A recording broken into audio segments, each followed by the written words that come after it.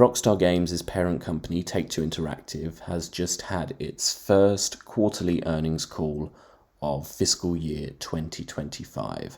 And that's about as exciting as it sounds. It's basically to update investors on how well Take-Two Games have done financially over the past few months and how well it expects them to do in the months ahead. So I listened to this call, so you didn't have to. We weren't really expecting anything from this call on GTA 6 at least, but if there were to be a delay to GTA 6, then it would have been mentioned on this call. Thankfully though, Take-Two confirmed that GTA 6 is still on track to be released in fall 2025 or autumn 2025 for those of us not in America. Sadly, there was no narrowing down of that window, although the website Variety did ask Strauss Zelnick, the CEO of Take-Two Interactive, if he would reveal the official release date in the next quarterly earnings call, which is looking like it's going to be in November. They're usually held in November, the second quarter earnings call. He said, "I guess we'll see." So, make of that what you will. But as you would expect, they did talk about GTA in general in this call, saying the Grand Theft Auto series exceeded our expectations as momentum continues to build ahead of the launch of Grand Theft Auto 6 in fall 2025. They also said Grand Theft Auto Online also surpassed our projections, led by its summer content pack Bottom Dollar Bounties, which launched June 25th. And it points out that the audience for Rockstar's premium membership service, GTA Plus, grew strong double digits over last year. However, they go on to mention that recurrent consumer spending on GTA Online was down, and they expect that to decline further. Now, basically, that's when that's any purchase that is in addition to the game itself. So in this case, essentially shark cards. They've gone down, fewer people are buying them, and Take-Two is expecting fewer purchases going forward. Now, there could be a couple of reasons for this. First of all, it might just be because we all know that GTA 6 is coming out and we're all just preparing for that. Or it could be that Take-Two is planning fewer updates for GTA Online. Who knows? It's hard to say at this point. But there was a question and answer session at the end of the call, and there were several questions about GTA 6.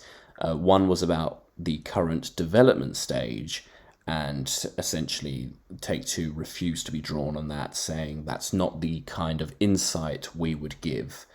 They were also asked about the video game actors' strikes, and they said that they don't expect any impact whatsoever on titles in development. That's something I've made a video about previously, confirming that GTA 6 won't be impacted by these strikes, these ongoing strikes.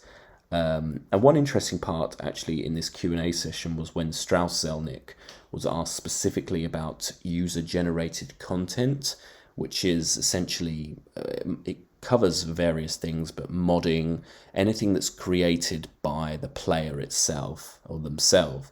This is particularly relevant at the moment because there's been this report, as I've also made a previous video on, that Rockstar is working on its own modding engine, and around this time last year it bought CFX.re, which is a company or a group that makes FiveM and RedM, which are online role-playing servers which are heavily modded, and there are reports, as I say, there was one report that Rockstar, having bought CFX.re, is planning to convert the FiveM GTA role-playing modding platform into essentially its own engine for use in GTA Online, potentially as early as in the next few months.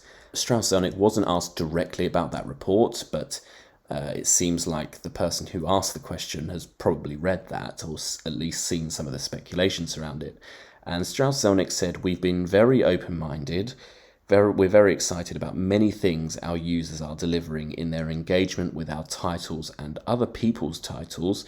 We're excited about what we see in the modding community for GTA. Entertainment companies need to bring great entertainment to consumers. Now this next bit, it wasn't entirely clear because of the phone line. Annoyingly, this is done over like a normal phone line. It kind of breaks up a bit. And I heard from my listening, I listened multiple times, multiple different versions, and it sounds like he says, I'm not a believer the industry will change into a UGC driven industry. But other people have posted that he said, I am a believer the industry will change into a UGC driven industry. But based on what he has said, what he goes on to say, I think he says, I'm not a believer the industry will change into a UGC driven industry. He goes on to say, if consumers want to add or enhance that for their own use, generally speaking, and he emphasizes the generally speaking, we would like to enable that behavior, potentially kind of signaling that roleplay and modding will be a bigger part of GTA Online in the future, maybe, I don't know. But he goes on to point out that people's intellectual properties need to be protected, although he says that we do think that UGC can be a positive addition to the industry, although he doesn't think it will define his company, Take-Two Interactive, or the industry. So it sort of sounds like he's very, as he says, open-minded to the idea, but he doesn't want to take that too far. Strauss Zelnick ended the call by saying that he was really optimistic about the rest of the year and the years ahead. And I think fans are optimistic as well, assuming that we don't get any delays to GTA 6.